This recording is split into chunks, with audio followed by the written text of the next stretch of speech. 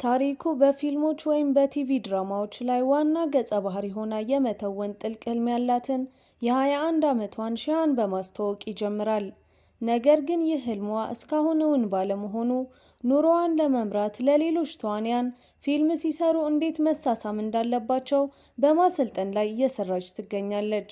በአንድ ዝናባማ ምሽት ከስራ ወደ ቤቷ ስትመለስ ባይ ብሎ ራሱን ያስተዋወቀ ሚስጥራዊ ሰው አግኝታ አንድ የቀልድ መጽሐፍ ከሰጣት በኋላ በቅጽበት ይሰወራል። ቤቷም ደርሳ ሶፋ ላይ ከተቀመጠች በኋላ መጽሐፉን ማንበብ ስትጀምር በድንገት የአየሩ ሁኔታ በመለወጡና እንግዳ የሆኑ ድምጾች በመሰማታቸው በሚያስደነግጥ ሁኔታ ራሷን እያነበበችው በነበረው የቀልድ መጽሐፍ ዓለም ውስጥ ታገኘዋለች። በዚያም አስተናጋጁ ባይ ተቀብሎ የታሪኩ ዋናዋ ሴት ገጸ ባህሪ እሷ እንደሆነች ከነገራት በኋላ የእሷ ከንፈር ብዙ መርዞችን መፈወስ እንደሚችል በመግለጽ ለመጀመሪያ ጊዜ ስትስም ግን አስገዳጅ ውጤት ስላለው በጥበብ ልትጠቀምበት እንደሚገባት ያስረዳታል። በመቀጠልም ተልዕኮዋ ዋናውን ወንድ ገጸ ባህሪ የሆነውን ልዑሉን ፈልጋ ከእሱ ጋር በፍቅር ከወደቀች በኋላ ልታገባው እንደሚገባና ይህንን ስታደርግ ብቻ ከቀልድ መጽሐፉ ዓለም ወጥታ በገሃዱ ዓለም ዋና ተዋናይ መሆን እንደምትችል ይነግራታል። ይህን የሰማችው ሺሃን በታላቅ ደስታ በመሞላት ይህንን እንደ ትልቅ የተዋናይነት ልምምድ በመቁጠር ወዲያውኑ ልዑሏን ፍለጋ ጉዞ ትጀምራለች። ነገር ግን ከደቂቃዎች በኋላ የመጽሐፉ ክፉ ገጸ ባህሪ የሆነው ዩንግ የጥልፍ ዲፓርትመንት ኃላፊ መሆን የነበረበትን አንድ ሰው እየገደለበት ወዳለው ክፍል በስህተት ትገባለች። በሁኔታውም ክፉኛ የደነገጠችው ሺሃን ከክፍሉ ለመውጣት መሞከር ጀምራለች። ልክ በዚህ መሃል ግን አንዲት ትንሽ ቦርሳ በመጣሏ ዩንግ ቦርሳዋን ሲነካ በውስጡ በነበረው መርዝ ምክንያት በቅጽበት ራሱን ስቶ ይወድቃል። የዩንግ ዘበኞች አለቃቸው በደም ተለውሶ መሬት ላይ ሲያገኙና አንዲት ያልታወቀች ሴት አጠገቡ ቆማ ሲመለከቱ እሷ የጎዳቸው መስሏቸው ሊያጠቋት ይሞክራሉ። በዚህ አስፈሪ ቅጽበት ግን ሺሃን የእሷ ከንፈር ማንኛውንም መርዝ የመፈወስ ኃይል እንዳለው ነገር ግን አስገዳጅ የሆነ የህይወት ትስስርን የመፍጠር ውጤት እንዳለው ታስታውሳለች። ዘበኞቹም ወደ እሷ እየተጠጉ ሲመጡ ስለሚመጣው ያልታወቀ ውጤት ማሰብን በመተው በቅጽበት ወስና ህይወቱን ለማዳን ስትል ዩንግን ትስመዋለች። ከሳመችው በኋላም ብዙም ሳይቆይ ከወደቀበት ሲነቃ ሁኔታውን በተሳሳተ መንገድ በመረዳት ልትገለው የሞከረችው እሷ እንደሆነች በማመን ሊያጠቃት ይሞክራል። ነገር ግን ምንም አይነት ኃይል ቢጠቀምም ሆነ ሊጎዳት ቢሞክርም ምንም ነገር ሊያደርጋት እንደማይችል በመረዳቱ በድንጋጤና በንዴት ወደ ኋላ ያፈገፍጋል።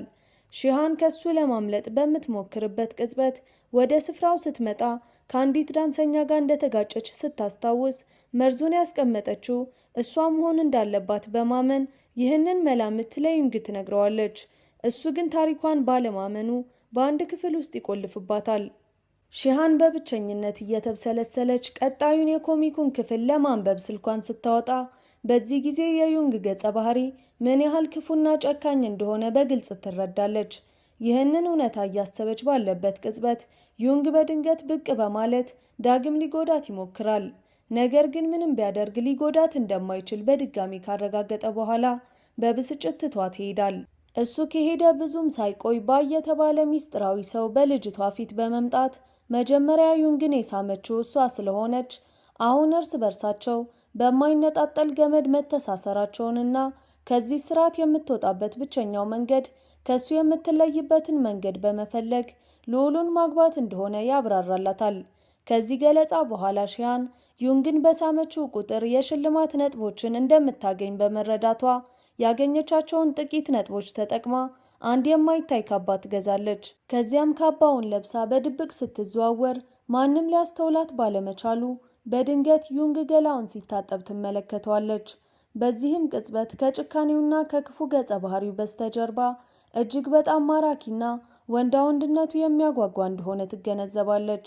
እሱ ሊያያት እንደማይችል ሙሉ በሙሉ በመተማመን ሸርጣኖችን ወደ ገላ መታጠቢያ ውሃ ውስጥ ትወረውራለች። ነገር ግን በሚያስገርም ሁኔታ እጇን በመያዝ ምን እየሰራች እንደሆነ ሲጠይቃት እሷም ለሱ ያዘጋጀችለት የሌሊት መክሰስ እንደሆነ ብትነግረውም እሱ ግን ታሪኳን ባለማመን በድጋሚ በክፍሉ ውስጥ ይቆልፍባታል። በዚህ አይነት ክስተቶች ያለፈችው ሺሃን ዩንግ ሊጎዳት እንደማይችልና እሷ ራሷን ለመጉዳት በሞከረች ቁጥር ወይም በአደጋ ውስጥ በገባች ጊዜ ሁሉ እሷን ለማዳን ስለሚመጣ ከአደጋም ሊጠብቃት እንደሚችል ቀስ በቀስ ትገነዘባለች። ለዚህም ማሳያ እንዲሆን አንድ ቀን ምሽት ላይ ጥቂት ጠላቶች ሊያጠቋት ሲመጡ ዩንግ እሷን ለመከላከል ጣልቃ ከገባ በኋላ በአካባቢው የነበሩትን ሁሉ በሚያስደነግጥ ሁኔታ በድንገት ይስማታል። በኋላም ይህንን ያደረገው ራሱ የተመረዘ መስሎት ስለነበር እንደሆነ ሲያስረዳት፣ እሷ ግን ጎበዝ ሳሚ አይደለህም በማለት ትሳለቅበታለች። በዚህም የተነሳ እሱም ሐሰተኛነቷን ለማሳየትና ብቃቱን ለማረጋገጥ በድጋሚ በከፍተኛ ስሜት ይስማታል። ይህ ድርጊቱም የሽልማት ነጥቦቿን ስለሚጨምርላት እሷን ከልክ በላይ ያስደስታታል። ከጥቂት ቀናት በኋላ ዩንግ ሺሃንን ግብዣ ወዳለበት ቦታ ይዟት በመሄድ በዚያም እርስ በርስ የሚዋደዱ ፍቅረኛሞች መስለው ይታያሉ። ሺሃን ምን እየሆነ እንዳለ ባይገባትም እሱ ግን እንድትተባበረውና የሚላትን እንድታደርግ ይጠይቃታል። ከጥቂት ቆይታ በኋላ አንዳንድ ሚኒስተሮች ለወሬ ወደ ጎን ሲወስዱት እሷም ይህንን አጋጣሚ በመጠቀም ከቦታው ለመሄድ ስትሞክር በድንገት ማንነቱ ባልታወቀ ሰው ቪዲዮውን እዚህ ድረስ ከተመለከታችሁት ተመችቷችኋል ማለት ነው። ቪዲዮውን ላይክ፣ ቻናሉን ደግሞ ሰብስክራይብ ማድረግ እንዳይረሳ እያልን ወደ ታሪካችን እንመለሳለን። ራሷን ትስታለች። ከጥቂት ጊዜ በኋላ በጨለማ ክፍል ውስጥ ስትነቃ የጠለፈቻት ከቀናት በፊት ዩንግን ልትገለው የሞከረችው ዳንሰኛ መሆኗን ትገነዘባለች። ሴትየዋም እንደ ዩንግ ያለ ቀዝቃዛና ጨካኝ ልብ ያለው ሰው በአንድ ሰው ልቡ ይነሰነሳል ብላ እንዳልጠበቀች ከገለጸችላት በኋላ ዩንግን ለማስወገድ በጋራ መስራት እንደሚችሉ ሀሳብ ታቀርብላታለች። ነገር ግን ከዳንሰኛዋ ጎን የነበረው ሰው በቀላሉ ባለማመን በግብዣው ላይ እሷና ዩንግ ምን ያህል ተቀራርበው እንደነበር በማስታወስ ጥርጣሬውን ይገልጻል። ሌላ ምንም አማራጭ በማጣትም ሺሃን የሽልማት ነጥቦቿን በሙሉ አስደናቂ ጥንካሬ በሚሰጣት ክኒን ላይ ከዋለች በኋላ ያገኘችውን ኃይል ተጠቅማ ብዙ ሰዎችን በማጥቃት ለማምለጥ ትሞክራለች። ነገር ግን የክኒኑ ኃይል በድንገት ሲያልቅባት ልታመልጥ ከነበረችበት ቦታ ውስጥ የነበረው አንዱ ሰው በቀላሉ ስለያዛት እንደሚገላት እርግጠኛ በመሆን ተስፋ ቆርጣ አይኖቿን በመጨፈን ሞቷን ስትጠባበቅ ዩንግ ከየት መጣ ሳይባል በመምጣት ሕይወቷን ያተርፋል። ከቦታው እየራቁ በዝምታ ጥቂት ከተጓዙ በኋላ ሺሃን የሽልማት ነጥቧን ስትመለከት ሁሉም እንዳለቁና እንዲያውም ወደ ኔጌቲቭ እንደወረደ ታያለች። በዚህም የተነሳ ሲስተሙ ነጥቧ በዚሁ ከቀጠለ የግል ነፃነቷን እንደምታጣ ያስጠነቅቃታል። በፍርሃት ተውጣና ሌላ መላ በማጣት ወደ ዩንግ በመዞር ለሽልማት ነጥብ ስትል ልትስመው ስትሞክር እሱ ግን እጇን በመያዝ ያስቆማታል። በመቀጠልም አደጋ ላይ በወደቀች ቁጥር እሷን ለማዳን ከመምጣት ራሱን መቆጣጠር ስለማይችል እንደ ጠንቋይ እንደሚያስባት ይገልጽላታል። እሷን በምላሹ ይህ የከንፈሯ የጎንዮሽ ጉዳት እንደሆነና አሁን ሁለቱም በዚህ ሚስጥራዊ ኃይል እንደታሰሩ ከገለጸችለት በኋላ ይህንን ትስስር እንዴት ማፍረስ እንደምትችል ለማወቅ ወደ ቤቷ መመለስ እንዳለባት ታስረዳዋለች። በመሆኑም ዩንግ ሁኔታውን በመረዳት በመጨረሻ ወደ ቤቷ ሊወስዳት ይስማማል። ሺሃን ወደ ቤቷ ስትመለስ እህቷን ሊዮንን በማግኘትና ለአጋቾቿ አሳልፋ የሰጠቻት እሷ መሆኗን በማወቅ በቁጣ ትጋፈጣታለች። ሊዮንም በእንባ እየታጠበች ዳግመኛ እንዲህ አይነት ነገር እንደማትሰራ ቃል ከገባችላት በኋላ እሷና ዩንግ ዋና ገጸ ባህሪያት የሆኑበት የፍቅር ልብ ወለድ እየጻፈች እንደሆነ ትገልጻለች። ይህንን የሰማችው ሺሃንም ከቁጥጥር ውጭ ሆና ትናደዳለች። ሊዮን ግን በግብዣው ላይ በጣም ተቀራርበው ካየቻቸው በኋላ በስሜት ተገፋፍታ እንደሆነ በመንገር ይቅርታ ከጠየቀቻት በኋላ ልብ ወለዱን እንድትጨርስ እንድትፈቅድላትና ሲታተምም ስማቸውንና ማንነታቸውን እንደምትቀይር ቃል በመግባት ትለምናታለች። በሐሳቡ የተስማማችው ሺሃንም ወደ ቤት ከመጣው ዩንግ ጋር ሆና ማውራት ትጀምራለች። ሺሃንም በቅርቡ ልዑሉን እንደምታገባና ይህም ግንኙነታቸውን ለአንዴና ለመጨረሻ ጊዜ እንደሚያቋርጥ በመንገር እንዳይጨናነቅ ልታረጋጋው ስትሞክር እሱ ግን በበኩሉ የልዑሉ ጠባቂ መሆኑንና እሷም ልዑሉን እንዳትጎዳው ለማረጋገጥ በአይነ ቁራኛ ሊከታተላት እንደሚገባ ይገልጽላታል። በማግስቱም ሺሃን ልዑሉን ልታገኘው ወደ ቤተ መንግስት ብትሄድም እሱ ግን ችላ በማለት ከእሷ ይልቅ ለሊዮን የበለጠ ፍላጎት ያሳያል።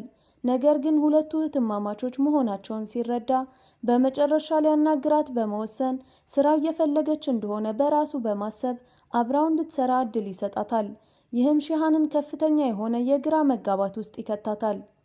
ቆይቶም አንዳንድ ጠላቶች ወደ ቤተ መንግስቱ ሲመጡና እሷም ልታስቆማቸው ስትሞክር ዩንግ በመርዝ በተለወሰ መሳሪያ ይቆስላል። በሌላ በኩል ሺሃን ከልዑሉ ጋር የነበረች ሲሆን ልዑሉ ያለማቋረጥ ስለ ራሱ ማንነትና በቤተ መንግስት ያሉ ሴቶች ስለሚያደርጉለት ነገር ሲያወራ የሰማችው ሺሃን ይህ ወሬ በጣም በሰለቻት ሰዓት በድንገት አንድ ሚስጥራዊ ኃይል ወደ ዩንግ ቦታ ይወስዳታል። በዛም በመርዝ የተወጋውን ዩንግ ያገኘችው ሺሃን እሱንም ከሞት ለማትረፍ በማሰብ ወዲያውኑ ትስመዋለች። ይህም ስራዋ እሱን ከማትረፉም ባሻገር የሽልማት ነጥቦችን እንድታገኝ ስለሚያደርጋትም ደስተኛ ትሆናለች። ይህ ድንገተኛ የፍቅር ትዕይንት የተመለከተችው ሊዮን ለምትጽፈው ልብ ወለድ የሚሆናትን ማስታወሻ በፍጥነት መያዝ ትጀምራለች። ልክ በዚያን ጊዜ ልዑሉ ሊዮንን ሲያስተውላት እየጻፈች የነበረችው ለሱ ያላትን ስሜት እንደሆነ በትዕቢት በማመን ሊዮን ምንም ነገር ለማስረዳት እድል ከማግኘቷ በፊት ስለ ራሱ መልከ መልካምነት መናገር ይጀምራል። ከዚያም አልፎ ከእህቷ በላይ እሷን እንደሚወዳት በመግለጽ ሊያሻፍዳት ሲሞክር እሷ ግን በባህሪው እጅግ ከመናደዷ የተነሳ ምንም ሳትናገር ቦታውን ትታ ትሄዳለች። ከዚያ በኋላ ዩንግን በመርዝ የወጋው ሰው ተይዞ በስርዓቱ መሰረት እንዲቀጣ ሲደረግ ዋናው ገጸ ባህሪ ከመርዙ መትረፉ አስደንግጦት ልዑሉም ሆነች ሺሃን በአደጋ ላይ መሆናቸውን ይነግራቸዋል። በዚህም የተነሳ ለደህንነታቸው በመጨነቅ ልዑሉና እህትማማቾቹ ከተማዋን ለቀው ለመሄድ ይወስናሉ። ከደቂቃዎች በኋላም ዩንግ እነሱን ለመጠበቅ አብሯቸው ለመሄድ ይመጣል። ሊዮን ዩንግ እህቷን ለመጠበቅ በዚያ መኖሩን ስታይ በውስጧ ያልጠበቀችው የፍቅር ስሜት ይቀሰቅስባታል። ነገር ግን ይህንን የተመለከተው ልዑል ሊዮን ከሱ ይልቅ ለዩንግ ትኩረት መስጠቷን ሲያስተውል በቅናት ስሜት ይበሳጫል። በመሆኑም ልዑሉ ከዚህ በኋላ ሺሃን ጥበቃ እንደማያስፈልጋት ከነገረው በኋላ ወደ ጥልፍ ክፍል እንዲመለስ ያዘዋል። ይሁንና ዩንግ ሺሃንን ብቻዋን ጥሏት ለመሄድ ልቡ ስላልፈቀደለት ምንም ቢሆን ከነሱ ጋር መሄድ እንዳለበት አጥብቆ ይናገራል። ከተወሰነ ጊዜ በኋላ ሺሃን ከልዑሉ ጋር ለመተሳሰርና እሱን ለመሳም ባላት ጉጉት ተገፋፍታ አንድ መላ በመዘየድ የልዑሉን መክሰስ ለመመረዝ ትሞክራለች። ቪዲዮውን እዚህ ድረስ ከተመለከታችሁ ተመችቷችኋል ማለት ነው። ቪዲዮውን ላይክ፣ ቻናሉን ደግሞ ሳብስክራይብ ማድረግ እንዳይረሳ እያልን ወደ ታሪካችን እንመለሳለን። እሱ ግን ነገሩን ስላስተዋለና እሷ ምን ያህል እንደምትፈልገው ስለተረዳ የተመረዘውን መክሰስ ሆን ብሎ ራሱ ይበላዋል። በዚህም የተነሳ ሺሃን ምንም ሌላ አማራጭ ስለማታገኝ እሱን ለማዳን ስትስመው ወዲያውኑም የመርዙ ኃይል አቅሟን ስላደከመው ራሷን ትስታለች። ከዚያም ሲስተሙ አዲስ ደረጃ መክፈቱን ሲያሳውቃትና ከእንቅልፏ ስትነቃ ራሷን በሰረገላ ውስጥ ብቻዋን ታገኛለች። ከሰረገላው ስትወርድ ቦታው ሙሉ በሙሉ የተበላሸ ሆኖ ከየት እንደመጣ በማይታወቅ ሁኔታ አንድ ሰው ሰይፍ ይወረውርባታል። ዩንግ ግን በሰዓቱ ጣልቃ በመግባት ሕይወቷን ቢያድናትም ይህንን ሲያደርግ ግን ራሱ በሰይፍ ይወጋል። እሱ በሞት አፋፍ ላይ ሆኖ ሕይወቱ ልታልፍ ስትል ሺሃን በተስፋ መቁረጥ ስሜት እያለቀሰች በአይን ትጠራዋለች። እሱም ብዙም ሳይቆይ ብቅ በማለት እነሱን ለመለየት ብቸኛው መንገድ የዩንግ መሞት እንደሆነ ያስረዳታል።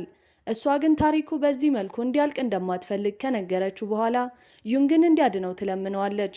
ከዚህም በመቀጠል በጨዋታው ውስጥ የመጨረሻው አማራጯን ስትጠቀም በተአምራዊ ሁኔታ ዩንግ ወደ ህይወት ይመለሳል።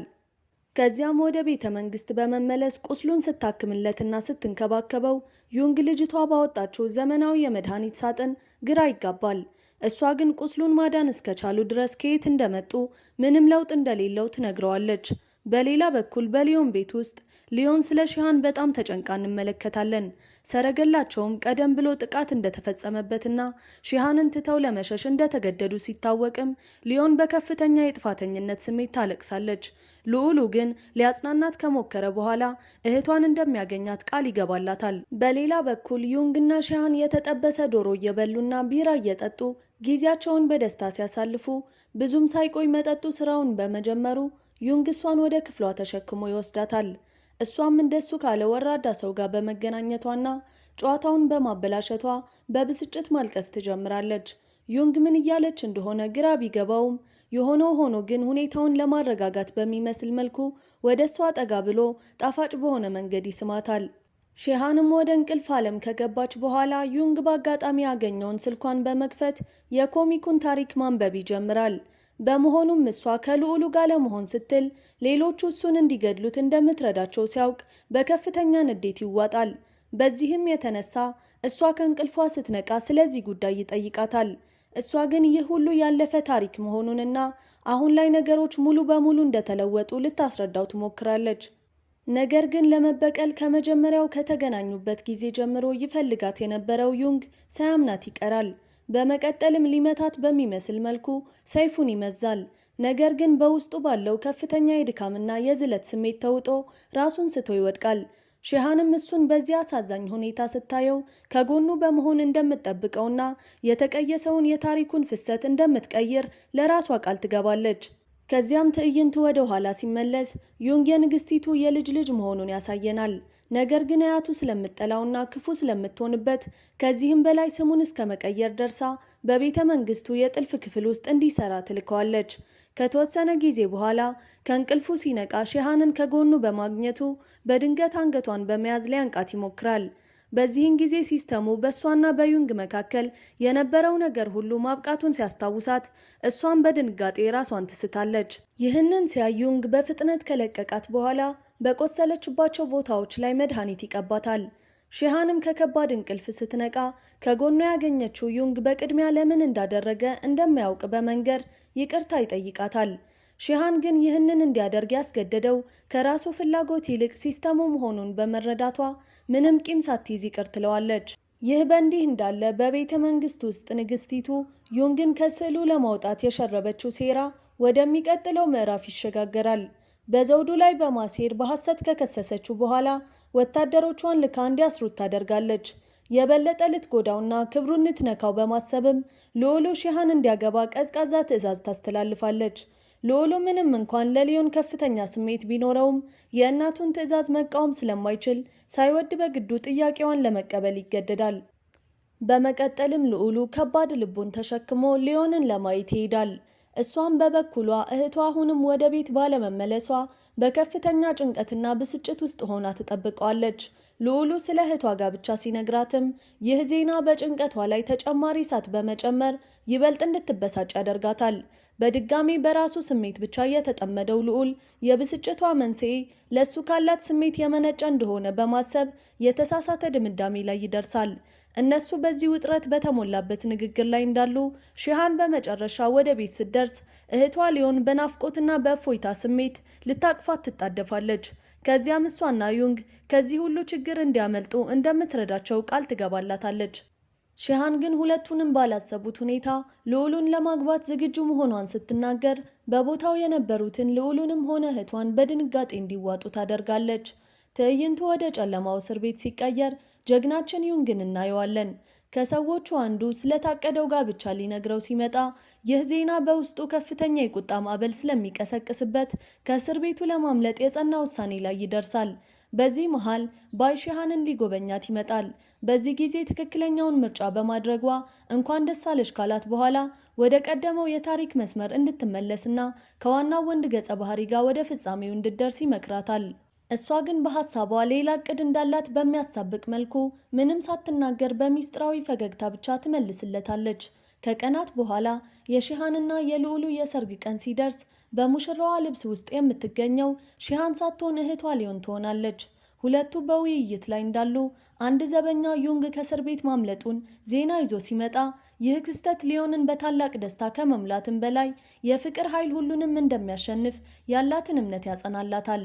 ዘበኛው ልዑሉን ዩንግን ለማየት አብሮት እንዲሄድ ሊጠይቀው ንግግሩን ሳይጨርስ ከዚህ ቀደም የነበረችው ዳንሰኛ ከየት መጣች ሳትባል ብቅ በማለት በሰላጩ ቤት ወጋዋለች። ቪዲዮውን እዚህ ድረስ ከተመለከታችሁት ተመችቷችኋል ማለት ነው። ቪዲዮውን ላይክ፣ ቻናሉን ደግሞ ሳብስክራይብ ማድረግ እንዳይረሳ እያልን ወደ ታሪካችን እንመለሳለን። ከዚያም ደሙን እየጠረገች ወደ ልዑሉ ዞራ በዚህ ጊዜ እድል ከጎኑ እንዳልሆነ በንቀት ትነግረዋለች። በዚህ ሁሉ ትርምስ መሃል ሺሃን ከዩንግ ጋር በመገናኘት በናፍቆትና በእንባ በተሞላ ስሜት ተቃቅፈው ዳግም አንድ ይሆናሉ። ወዲያውኑም ንግስቲቱን ለመጋፈጥ ወደ ቤተ መንግስት ሲያመሩ ዳንሰኛዋ በድጋሚ ብቅ በማለት ልዑሉንና እጅ ለእጅ ተያይዘው የሞቱትን ሊዮንን እንደገደለቻቸው በኩራት ትናገራለች። ይህን የሰማችው ጨካኟ ንግስትም የሺሃንና የዩንግን ህይወት እንዲያጠፉ ለዘበኞቿ ወዲያውኑ ትዕዛዝ ትሰጣለች። ምንም እንኳን መልሶ ለመዋጋት የቻሉትን ያህል ጥረት ቢያደርጉም ጥንዶቹ በቁጥር በሚበልጧቸው የንግስቲቱ ዘበኞች ተከበው በመጨረሻ ይገደላሉ። ልክ በዚያች ቅጽበት ባይ ብቅ በማለት የወደቁትን ጥንዶች ሲመለከት ስራውን እንዳጠናቀቀ ቢያምንም ሲስተሙ ግን ገና እንዳልተጠናቀቀ ያስታውሰዋል።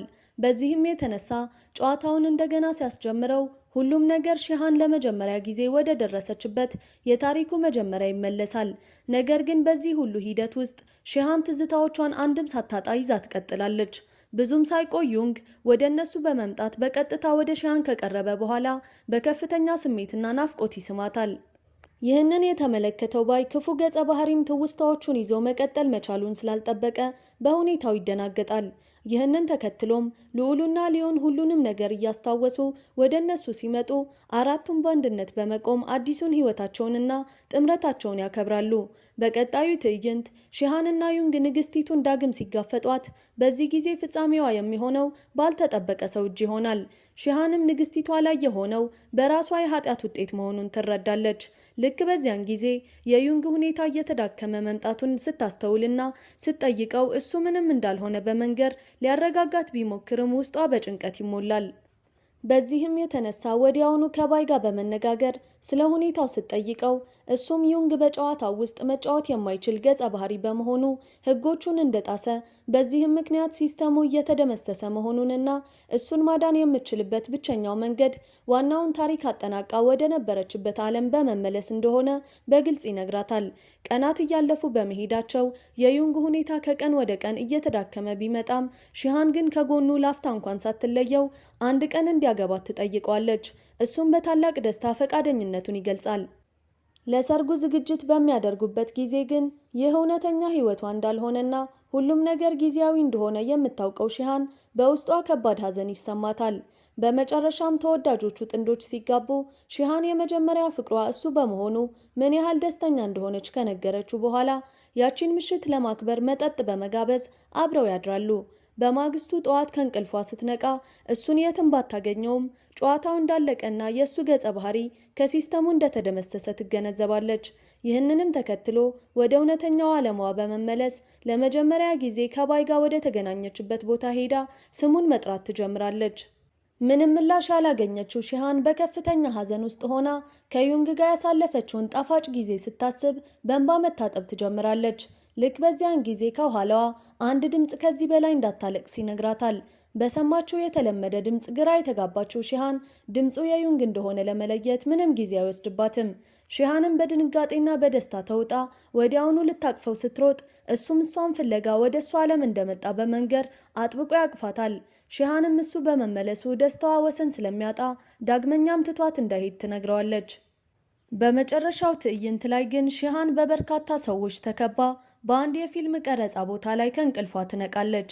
ዳይሬክተሩም ወደ እሷ በመምጣት ድራማቸው በተሳካ ሁኔታ መጠናቀቁን ከነገራት በኋላ በሰራችው ድንቅ ስራ እንኳን ደስ አለሽ ይላታል። ሺሃን በሁኔታው ሙሉ በሙሉ ግራ ስትጋባ እሷ በፊልሙ ውስጥ ገጸ ባህሪያትን አሳሳም የምታሳይ ተዋናይ ብቻ እንደነበረች ታስባለች። ዳይሬክተሩ ግን እሷ በሀገሪቱ ውስጥ ምርጥ ተዋናይ እንደሆነችና ድራማቸውን በዚህ የተነሳ ታላቅ ስኬት እንደሚያስመዘግብ በመንገር ያረጋጋታል።